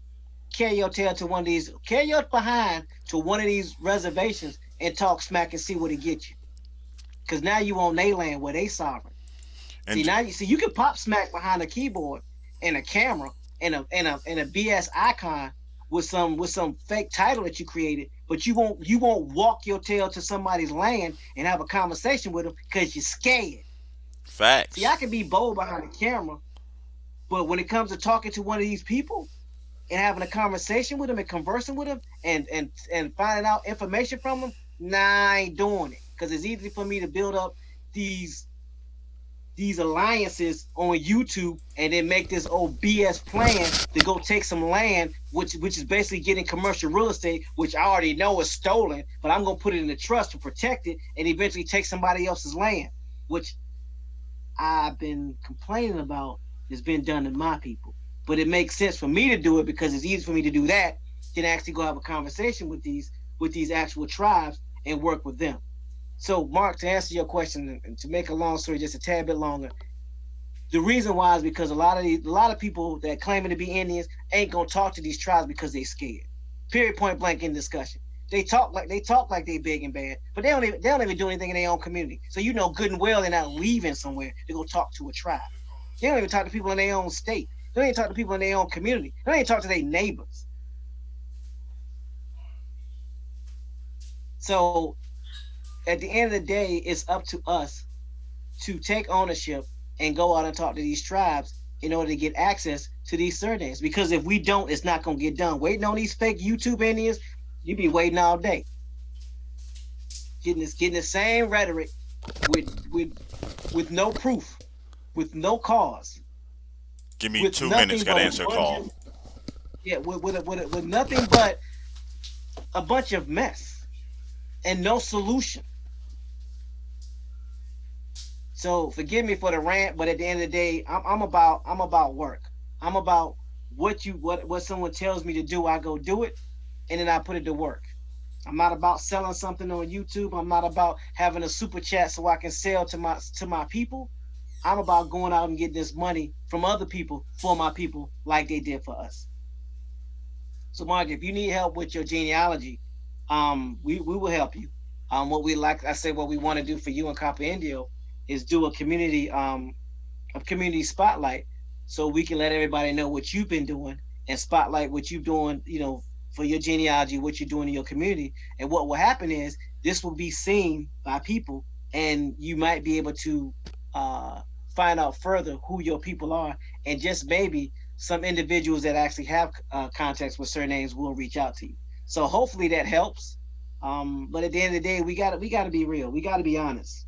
If you're not talking about genealogy and you claiming to be an Indian, and the 2020 census is right around the corner, what are you talking about? If you're not helping people find out who they are and what tribe they belong to, the question that needs to be asked is why. Again, I'm not saying you're not. I just don't see that you are. So if you are, show it.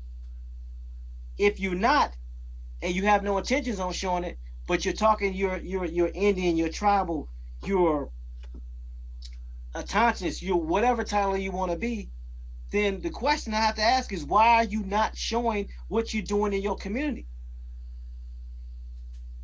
Because 9 times out of 10, it's easy to tie into these people because if you've been there long enough, you know people who know people who know people that know people. So, Mark, you said I found the area my people from, but then what? Who's actually there that can help me tie in? I need somebody from the Georgia Tennessee border who I can link up with, like an actual chief or something. Well, Mark, one of the things you can do is, do you know what county they're in? If you know what county they're in, then there may be somebody that lives there that can actually go look up the county records or pull county records. I know that Copper Indio actually went and pulled up some records. So we can see how instrumental we can be in helping you do that. But it may be just a situation of actually going down there to those courts, getting those documents. Now there may have been instances where a lot of that stuff was burned and destroyed, but we won't know until we go look. So again, we got your email. We would definitely reach out to you. But at the end of the day, yeah, we have to. Somebody's got to be physically there to go do the research and go look it up because the information is there and the tribes are there. Y- Um, Yeah, that's the truth because in my case, I was told when I went down to the courthouse in Windsor that they had records that went back to the beginning of that place as a county, and that was 1722. So all those records are there. And there may have been some that have been damaged, some that have been burned and lost, but for the most part, those records, are in most of these places. Now, the other thing too is most of those records are not digitized because I was told that, in Berkeley County, any records that are from 1994 to the present are digitized, but everything else is in very large, very heavy archive books, Yeah, and you got to go through microfiche. them. A lot of them are Right, they're microfilm too. microfiche. A lot of that, yeah, a lot of that stuff is in very old records. Some of them hard copies, some of them, like I said, microfiche. But Hmm. that stuff you got to actually go down there to get a hold of. It's not something you're gonna be able to do with Google search or necessarily have an online archive of, especially stuff going back that far, because they digitize noteworthy things like that have something to do with the history that we get taught, but stuff that's outside of that nobody's really paying attention to, that Yeah. stuff is hidden, and it's definitely hidden on purpose because nobody thinks you're gonna go back there and look at any of that stuff. Well, look at add this to it as well. We was talking about this for the last 2 days to add into it. What was it last year? Before the last census came, they voted what to take Oriental and Negro off the census. So if they're going back in history and they're removing them terms, didn't they just wipe out? And like I keep saying, doesn't that wipe out the 1800s? A whole class of ancestors. Yeah. And why? Then you have to ask yourself, why would they want to erase Negro and Oriental? What is so special about them two groups to erase them off out of history?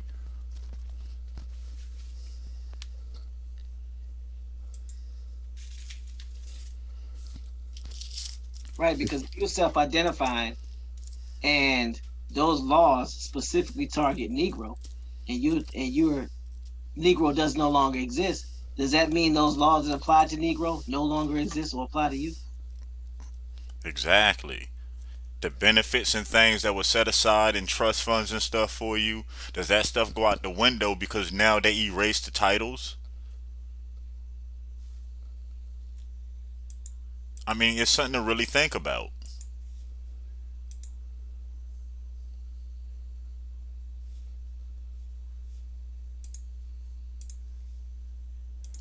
Genealogy is very important. These records of our family, TMA said it perfect. Why not pass them down? Why not get hard copies and actual paper so your family stories cannot be distorted anymore? And I'm going to say this should be a slap in the face to every last one of us. Isn't that a part of minding your business? Having our family's paperwork, names, property, and title in order so we always know? Isn't that a part of minding your business?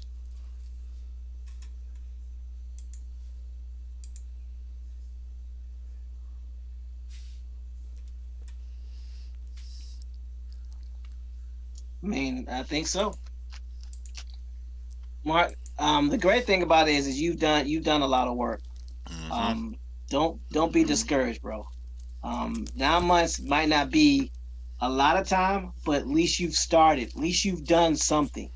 So, like I said, we'll reach out to you. We'll help you. And again, we're gonna spotlight you with what you have. Mm-hmm. So And expect that you'll be email tomorrow surprised. sometime. Yeah. So what you'll find is that once we post this information, you may find the help that you're looking for. Mm-hmm. And we know some individuals who are a part of tribes who may be able to help you as well. So the more you're able to do, the easier it is for those individuals that know surnames to Mm-hmm. tie you into your tribe.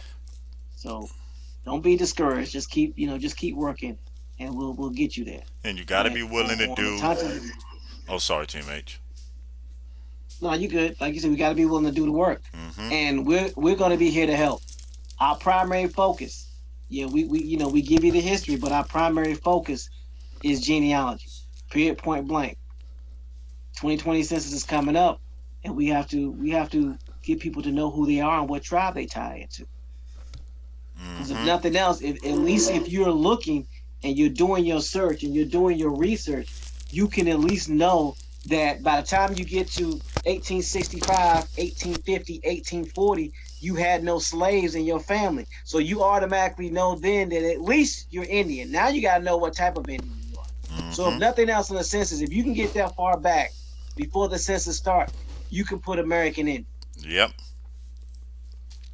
because you can at least prove that there were no slaves in your family You came from during no that boat, time. bought from no boat. And that's a start. Yeah, you ain't come off no ship or nothing. That so-called when they say the ships came, you got relatives already here. So how they here already and then hopped off a boat? Really? So at the end of the day, I'm asserting that the purpose of the census is also to determine who's an immigrant and who's not. So keep that in mind. Please do remember that to find out who should be here and who shouldn't be here. So be careful what you claim and remember, yes, you do have the right to self-identify, but you better have some paperwork to back it up. I'm finna say it again. I own a car. Somebody steals my car. I see my car 4 houses down. Can I go down there and snatch it back? Or am I gonna need paperwork proving that that's my automobile?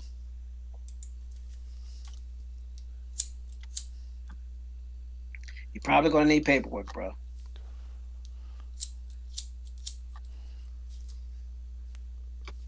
What's going on, Macadam one? Hope everything's good with you today. Peace, peace.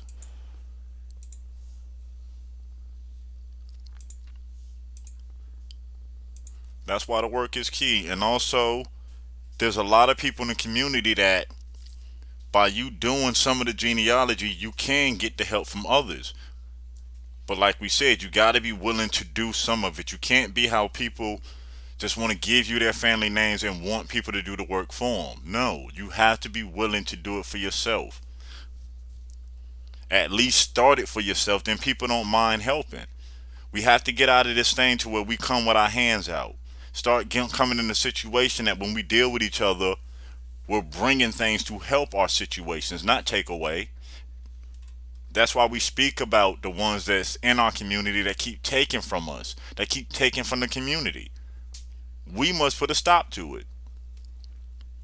I mean, look about the whole thing we reading about Joseph Brant. The same things we fighting right now. When you read, this the same mess that was going on. Same cycle over and over and over and over. Making deals with others to sell out your own people. But we great though. It's all about a come up, trying to exploit our own to get paid from them. Hey,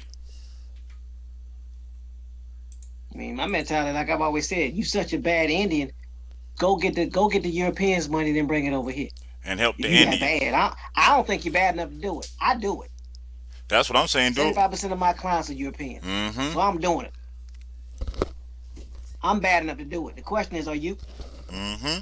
That's what we do or here. are you just comfortable taking money from your own people because you scared to go talk to those Europeans and get that money? I said that's what we do I, here. I hear you with I hear you with your laws. I hear you with your laws, but I ain't seeing you with your laws. Again, I'm not saying you're not doing it. I'm saying I ain't seen it. Mm-hmm. You have the right to you have a right to record your court case. You have a certain amount of time to let them know that you're going to be recording your court case, and they can't deny you. And if you're claiming that you know all these laws, I'm telling you something that you already know. So my question to you is, where's the footage? That should be something we all should be asking. We ask for proof for everything else. What people call it? Receipts. Mm-hmm. We call it receipts, right? Yep. Where the receipts? Where the digital receipts at? Yep. You such a bad Indian. Where are your receipts? Facts. That's my question. That's all I'm asking for. I'm asking for digital receipts. We talk a good game, but when it comes to receipts, all of a sudden it gets ghost and it gets quiet. Facts. If you're not talking genealogy when we're coming up on a 2020 census, what are you talking about? And why are you not talking about the census? Mm-hmm. Why are you just being an added distraction? Why are you not helping people do their genealogy? Taking away That's the from the question. people instead of giving the people. Exactly. That's the question we should be asking. We should be asking these YouTubers. Like I said, don't do it on a public forum because that's not what you want to do. Pull them to the side. We all share back chats with these individuals. Ask the question. I know you're doing some great works in your community. Do you mind sharing that information? And if not, why not? Why are you not promoting genealogy? I'm sure you have a good reason. I'm sure you might be working with people on that genealogy. Why not share that with us? That's the question you should be asking. Hold people accountable. Don't just hold the government accountable. Don't just hold the colonizers accountable. What about holding If history yourself? hasn't shown you anything, Oh yeah, you know me. I'm gonna go there. not only yourself, but anybody that look like you. Just because somebody look like you don't mean they for you. That's how the colonizers got in the front. They didn't come in the back door. Somebody let them in the front door. Somebody ushered them in. Somebody vouched for them. Somebody that looked like us vouched for them, let them walk in the front door, got us liquored up on either rum or beer, and took our land. That was one method. There was no overwhelming force. Unless you want to count us as an overwhelming force, Yeah. and that would be the case. Yeah, you can. Yeah, there was an overwhelming force. Ourselves.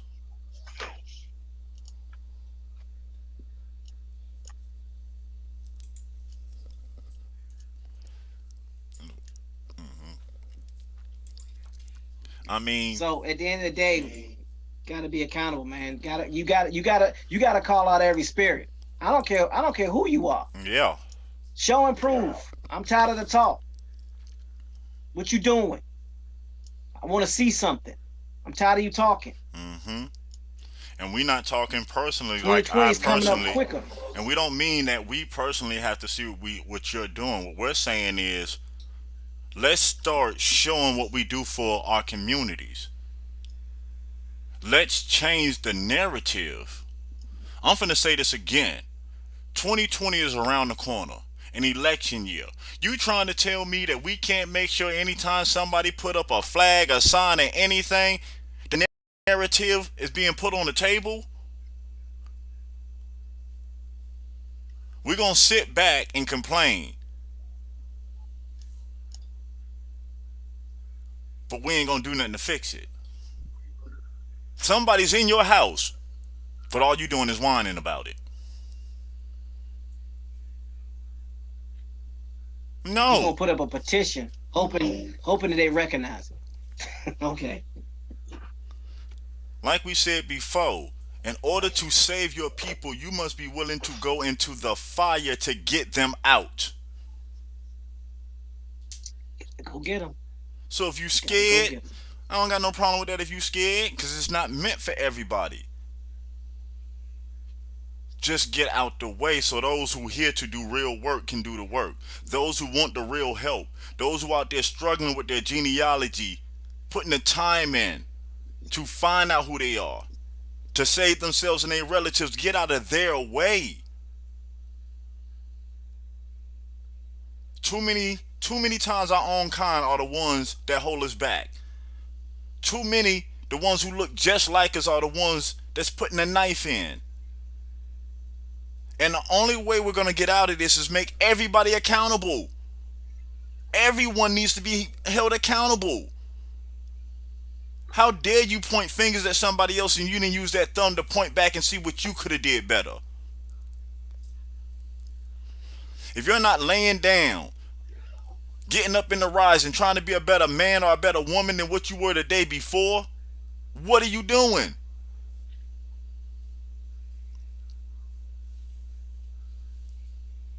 What are you really doing?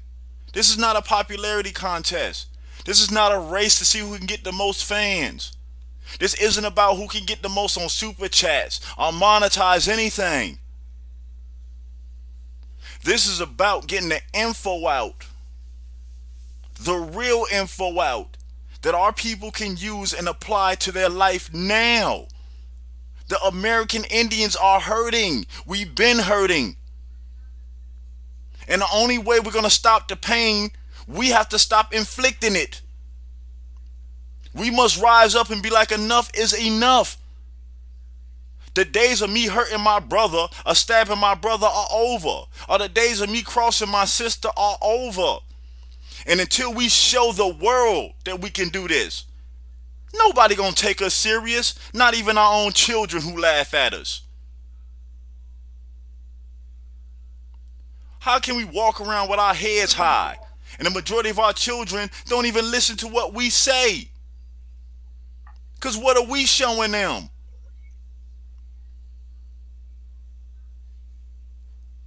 We had a 21-year-old, Miss Danielle Jeffers.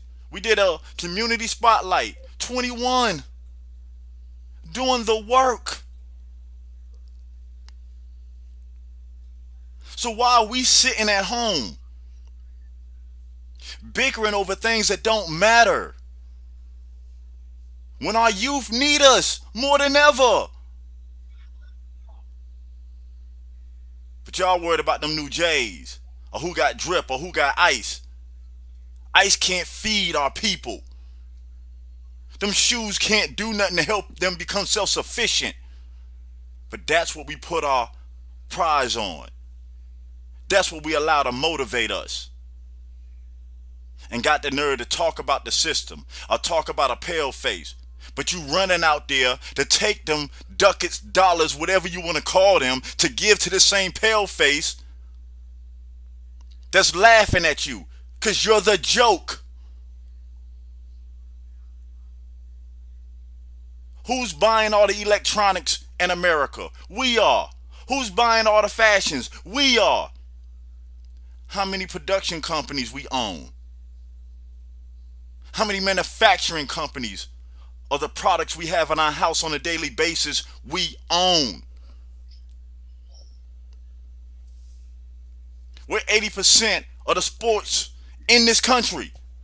How many teams we own? How many leagues we own?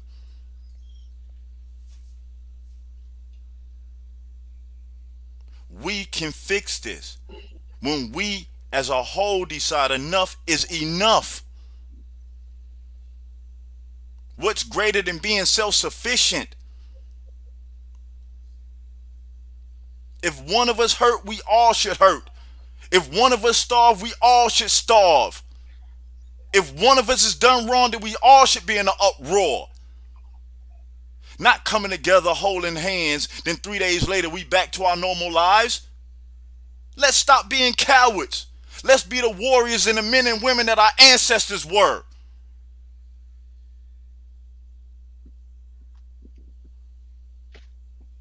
One of us gets shot down in the street. We crying. No, let's teach our people. Stop misidentifying ourselves. Let's teach them how to tie back into who they are. So the world of fear harming one of us out in public. Because you don't hear no Japanese getting shot down, no Chinese getting shot down, no Russian getting shot down. Because everybody else know who they are and stand on it and live by it. You see it every time, every 4 years when the Olympics come back. Everybody else can go play for somebody else. You can't. Let that marinate. I rest.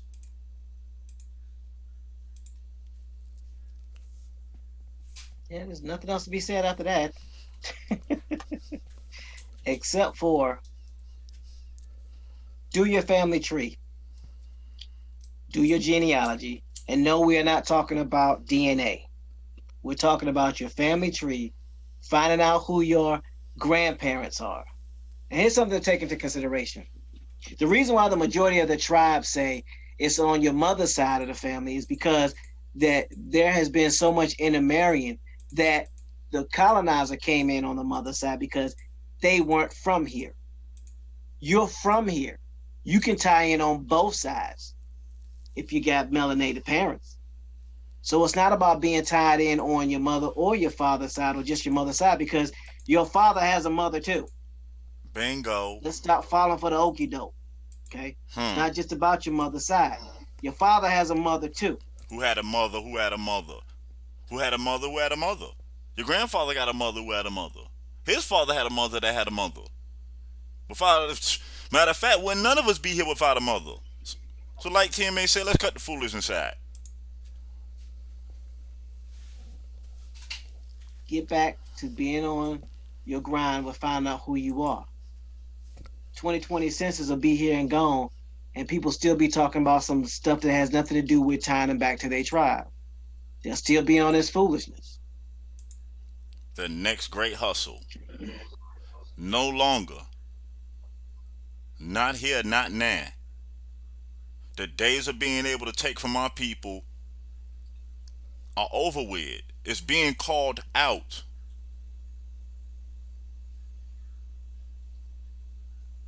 It's time to clean house. Getting back on code. Yes, time to get back on code.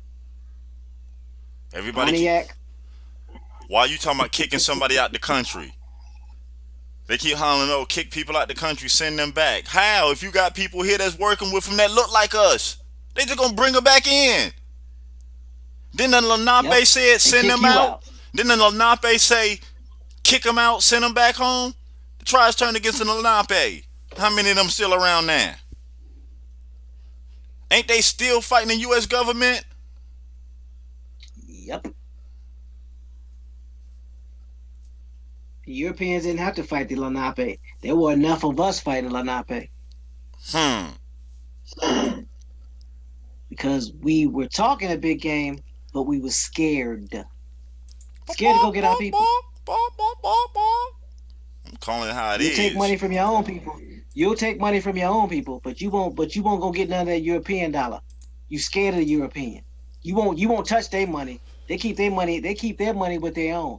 You ain't a bad enough Indian to do business with them to go get their money and bring it back to your people. But you bad enough to get people money from your own people and take from your own people. I'm taking dollar, euro, and yen and bringing it back to my people. We spend it all. Let's get it. So let's see how bad of an Indian you really are. What are you doing for your community? What are you doing in your community? You ain't got to prove it to me. Because I'm working. I'm minding my business. Mine, yours. 24/7, 365. That's all I know. So let's talk about genealogy.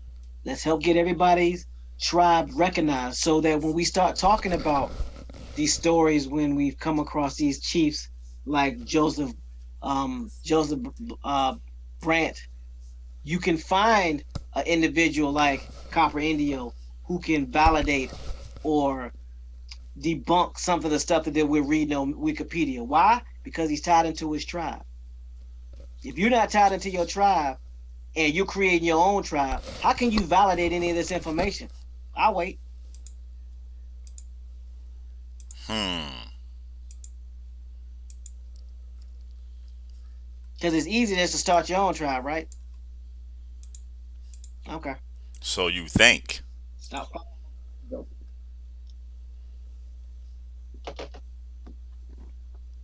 Genealogy is what we're pushing. Genealogy is the main priority. Yeah, we'll give you the education, but we always gonna be talking about genealogy. We want to help everybody find their tribes. I don't care what tribe you belong to. If it's an African tribe, great. At least you know your tribe. But find it. That's I all we relinquish the saying. mic. Do your due diligence. Let's get back to minding our business. Before we can sweep in front of somebody else's porch, we got to clean our own porches. We got to get our houses right. And this fight starts as on the individual level. Self. The revolution will not be televised. Why? Because the first stage of the revolution starts with self. Let's stop forgetting that. What can we change if we're not willing to change ourselves? People are so quick to say that one person can't change the world, but yes, you can. Because the world is what consists and what revolves around you in your daily life. So if you change how you revolve around things, the energy that you put out, by default, you change the world. One step at a time, one day at a time, for 7 generations. And on that note, if there's nothing else to build on, we can go to closing remarks. Unless there's any more info you or Copper would like to add on to. Nah. Again, I want to thank Copper Indio for doing his due diligence, tying into his tribe, and adding significant information, the third part to this, to tie all this up so we can confirm some of this information that we've been reading. So now no one can say that what we talked about didn't have some level of truth and call it speculation because we have an Indian who's Tuscaroran who can vouch for some of this stuff. Not all, but some of it. So thank you, Copy India, for doing the work. We definitely look forward to doing a community spotlight on you and Mark Walton. So everybody out there, stay tuned. And if there are many of you who have started your research, we like to hear from you. Yeah, reach It out. doesn't matter how far you got it. It doesn't matter. You don't have to have gone. You don't have to be as have been as thorough as a Pamela Hall and had the impact that she had. We just need to know that you're out there doing it. Because at the Mm-hmm. end of the day, anything that you've done is important. It's not insignificant. This is not a contest about how far back you've gone. The fact that you started, let us know where you're at. We could do a spotlight on it. You Mm-hmm. don't have to. You don't have to have gone back to the 1700s. If you've gotten far back as the 1800s, that's good enough. We got to start somewhere. So send us your email and we'll reach out to you. And then, like I said, tie into your tribe. Once you find your tribe, we'll help your tribe. If you don't know who your tribe is, let's start there. I relinquish the mic. And also, again, we made the statement before. I'll make it again. For anyone that's in the chat that's a part of the community that's trying to do genealogy and need an ancestral account, just hit us up. We're using the Tontinus Assembly account to help as many people as possible. So send us an email if you're interested in that, and we can set you up. It's no charge to you. Or we're just trying to help as many people as we can do their genealogy and tie back into their tribes. Copper Indio, any closing remarks or statements? Yeah, if I could, big thanks to both you guys and everybody tuned in because um, I greatly appreciate any help that I get, and I offer my services up to help anybody else because we're all doing the same place. We're all doing the same thing. Excuse me. And we're going to the same place in the store that we're building. And with that, a lot of people in the community talk about being warriors, and it's nice to to you know I guess fantasize about being warriors and look back on our people as warriors. But part of being a warrior is to build a peace. I mean, our ancestors, regardless of where they came from, regardless of where they hail from, this land or anywhere else, um, these tribes, the warriors in those tribes, fought for enduring peace.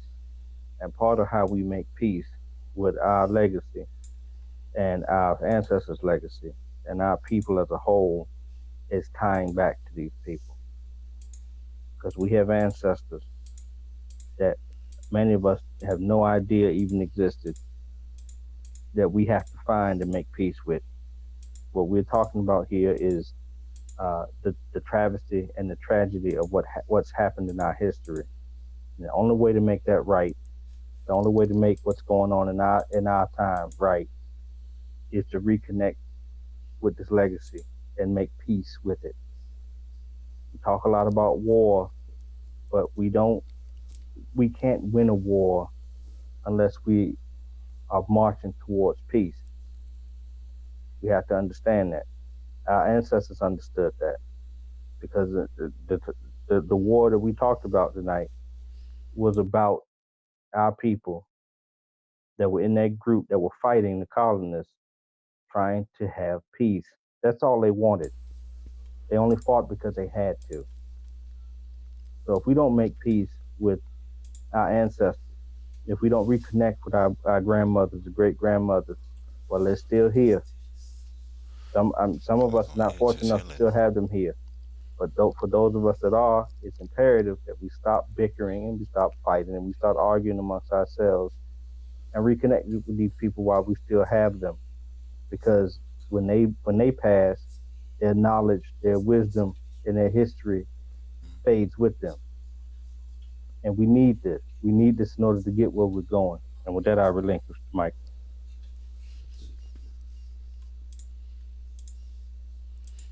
Alright. Like always, it been another great build with the relatives. It's always fun. Look forward to seeing everyone again in the Rising for the Grand Rising show. And on that note, enjoy the rest of your night. Peace.